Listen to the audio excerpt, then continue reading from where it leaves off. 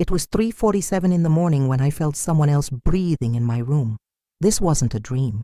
The air became dense, almost solid, as if 1,000 invisible eyes were watching me from every dark corner.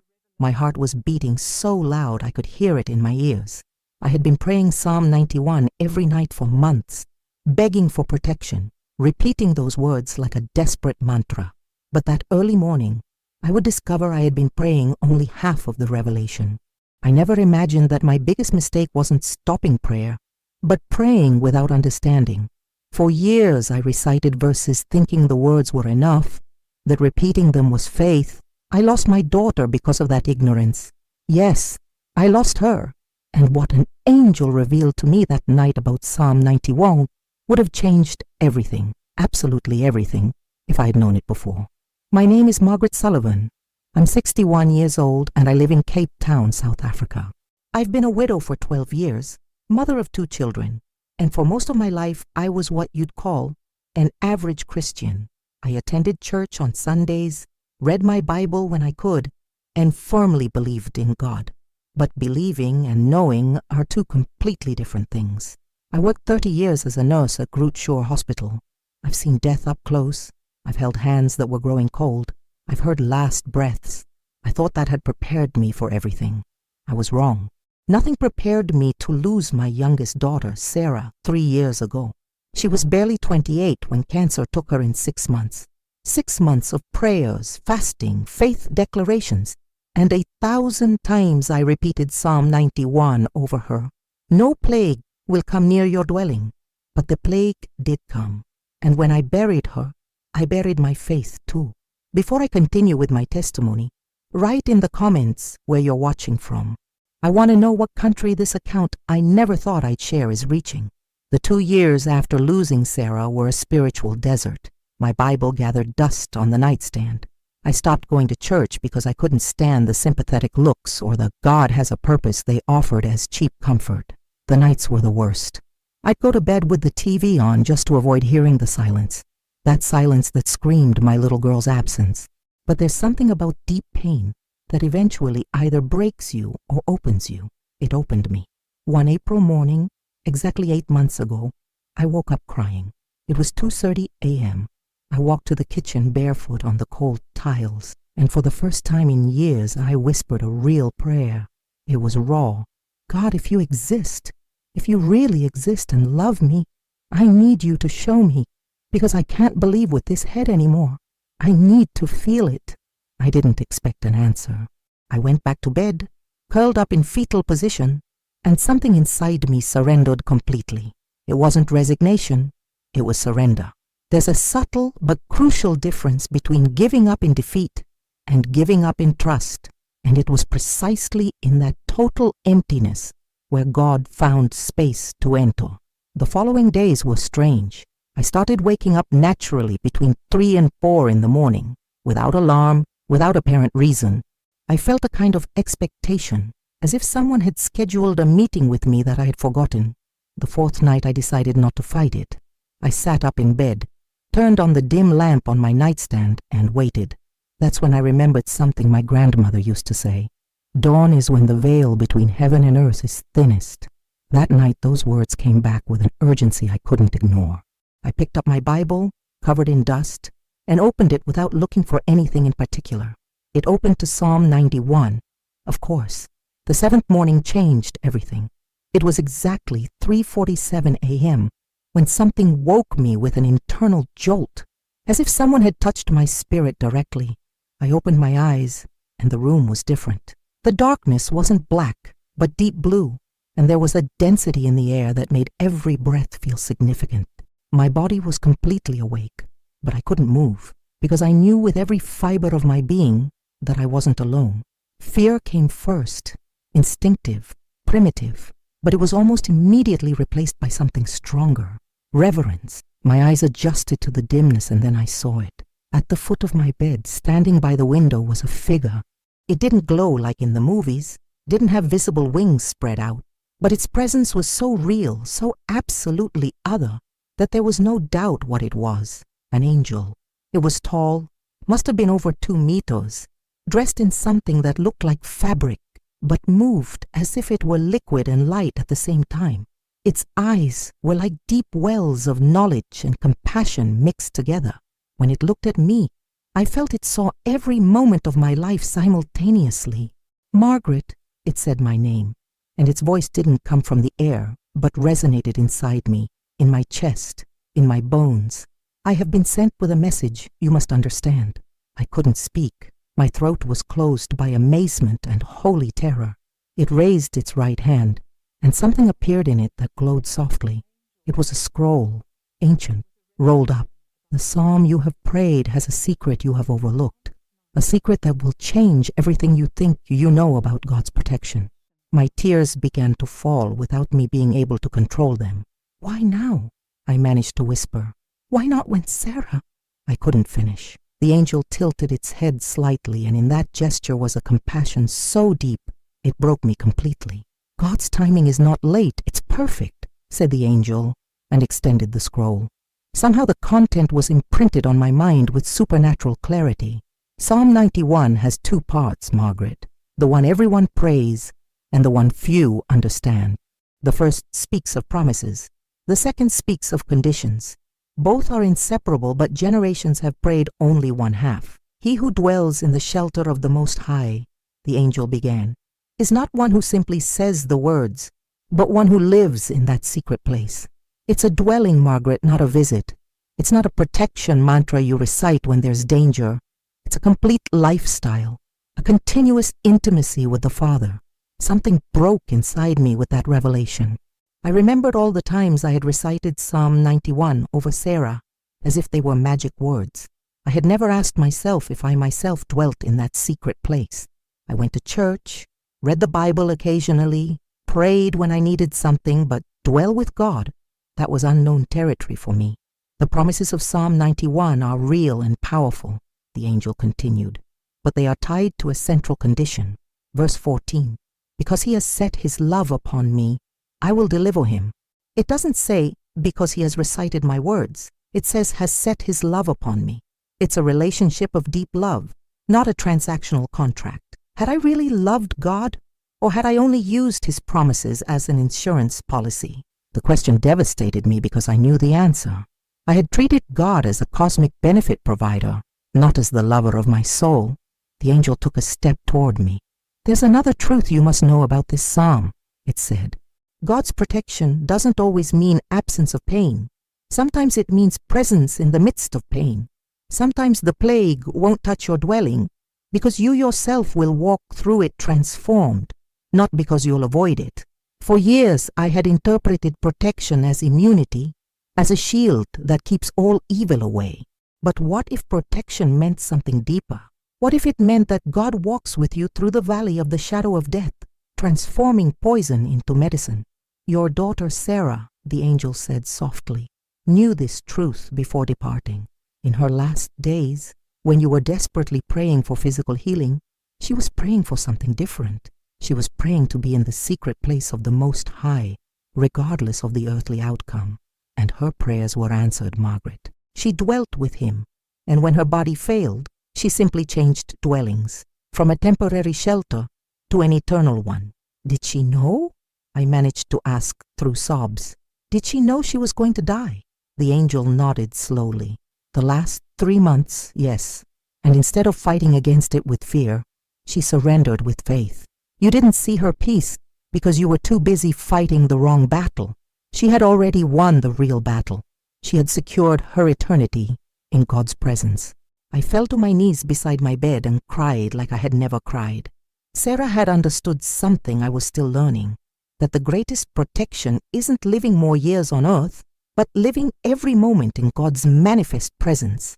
The angel extended both hands, and the scroll expanded. Look at verse 1 again.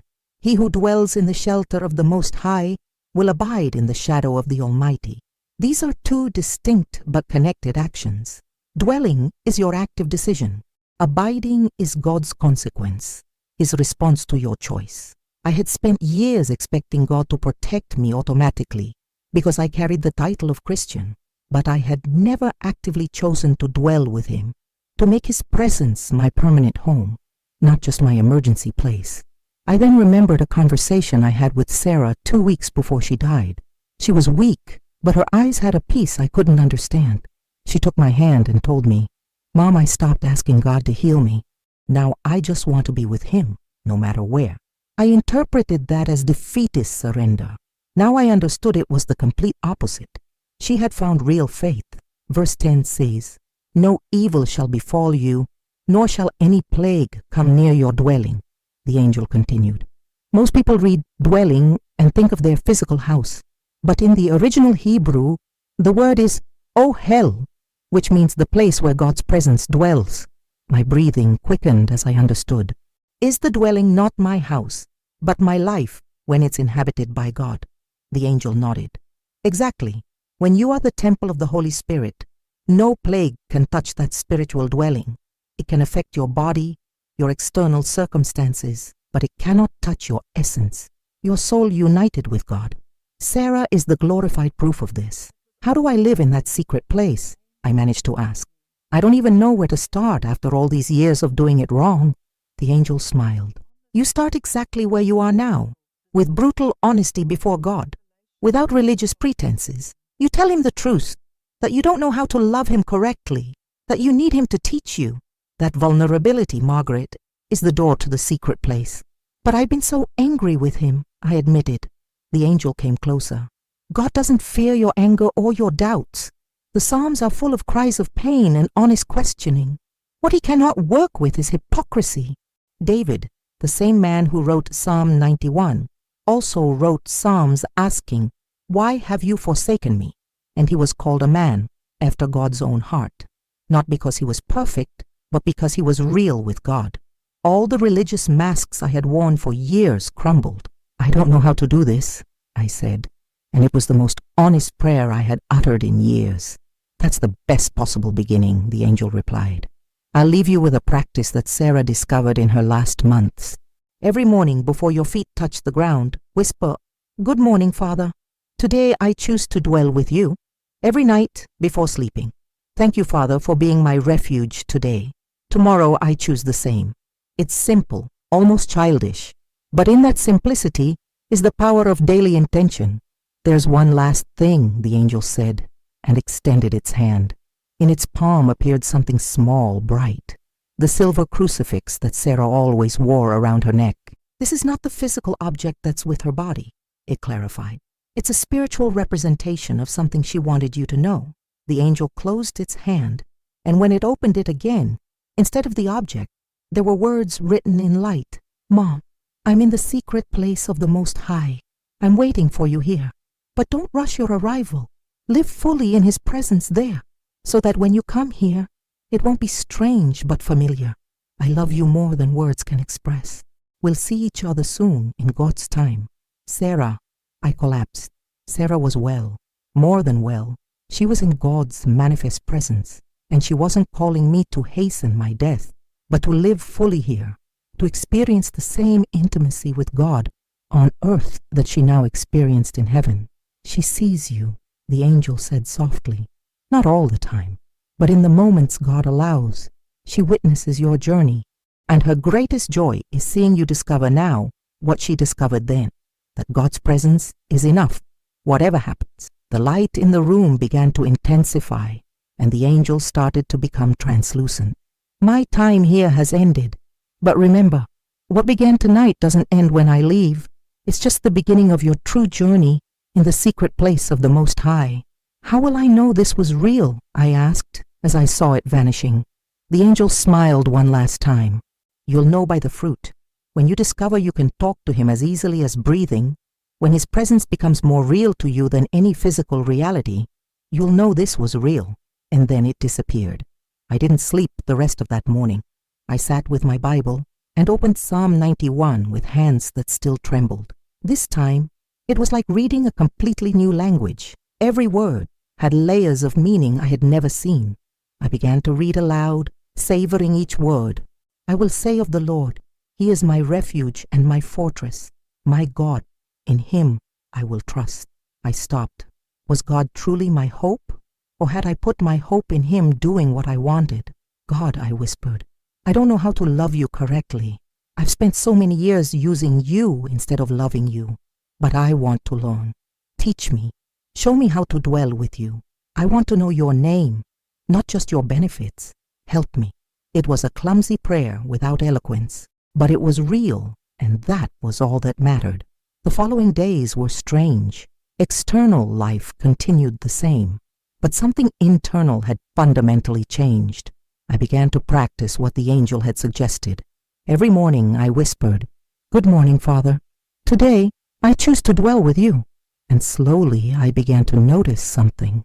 At random moments during the day, I found myself aware of his presence. It wasn't dramatic. It was subtle, but real. 2 months after the encounter, another layer of Psalm 91 was revealed. I was meditating on verse 11. "For he shall give his angels charge over you, to keep you in all your ways." The word ways jumped off the page. All your ways didn't mean all the physical places where I walk. It meant all the journeys of my life, the emotional, the spiritual, the relational. The angels were guiding me through the internal landscapes of pain, healing, growth.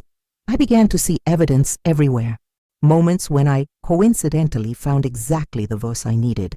Conversations that arose just when I was struggling with a specific doubt. They weren't coincidences. They were angels fulfilling their function of keeping me in all my ways. Verse 13 took on new meaning. "You shall tread upon the lion and the cobra." The lions and dragons were the lies, the fears that roared in my mind, the lie that God didn't love me, the fear that I would never be enough, and I was treading on them. Not perfectly, but consistently. Every time a lie roared, I confronted it with the truth. God loved me not for my performance, but for his nature. 8 months have passed since that morning. 8 months of learning to dwell in the secret place of the Most High. And I want you to understand something crucial. It hasn't been easy. I've had days where I return to my old patterns, where I doubt if it really happened. But even on those dry days, something has fundamentally changed. Now I know how to return. Now when I falter, I run to him like a child who fell and seeks their father's arms, because I finally understand that the secret place of the Most High isn't maintained by my perfect consistency, but by his unwavering faithfulness. Psalm 91 is no longer a magic protection formula for me. It's a life map, and the promises are real, but they don't always manifest as we expect. Sometimes deliverance comes as dramatic rescue. Sometimes it comes as peace in the midst of the storm. Sometimes, as in Sarah's case, it comes as victorious transition from this temporary life to the eternal.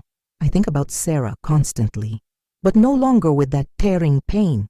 I think of her with gratitude mixed with anticipation. I know I'll see her again, and when I do, I won't be the spiritually blind mother I was when I lost her. If you've been praying Psalm 91 mechanically, as a magic shield against all evil, I invite you to reconsider. The promises are true, but they are tied to a relationship, not a recitation. God is not a celestial vending machine. He is a loving Father who longs for intimacy with you. The revelation the angel brought was there all along, clearly written in verse 14, "Because he has set his love upon me." It's not the perfection of your prayer that activates God's promises. It's the sincerity of your love for him, cultivated in the intimacy of the secret place. If my testimony has touched something in your heart, if you recognize you've been praying words without cultivating relationship, then I invite you to do something radical. Share this story, not for me, but because there's someone else who needs to hear that Psalm 91 is deeper than they ever imagined. There are thousands of people reciting Psalm 91 during calamities, expecting an automatic protection shield. And when that shield seems to fail, their faith crumbles because it was never founded on who God is. They need to hear that true protection is his presence. Share this testimony. Share it with someone who's in the valley of the shadow of death, reciting verses but not feeling the shepherd's presence. Share it because the revelation an angel brought me isn't just for me. And after sharing it, I invite you to stay for the next account, because this isn't the only time the angelic realm has intersected with our reality to bring life-changing revelations. There's another story, another encounter you need to hear. I promise you this. Just as this testimony touched something in your spirit, the next one will too. The veil between heaven and earth is thinner than we think. Angels are more active than we recognize. And God is constantly speaking, seeking hearts, willing to hear truths that go beyond our superficial interpretations of His Word. Will you be one of those hearts? The decision is yours. But remember, Sarah chose it in the midst of her terminal illness and found peace that surpasses all understanding. I chose it after years of spiritual drought and found life in the ashes of my dead faith. Psalm 91 works, but only when we understand it's not a protection spell, but an invitation to intimacy with God. Share this story and prepare for the next angelic encounter I'll reveal to you soon. The heavens are closer than you think, and God is speaking louder than you imagine. You just need ears to hear.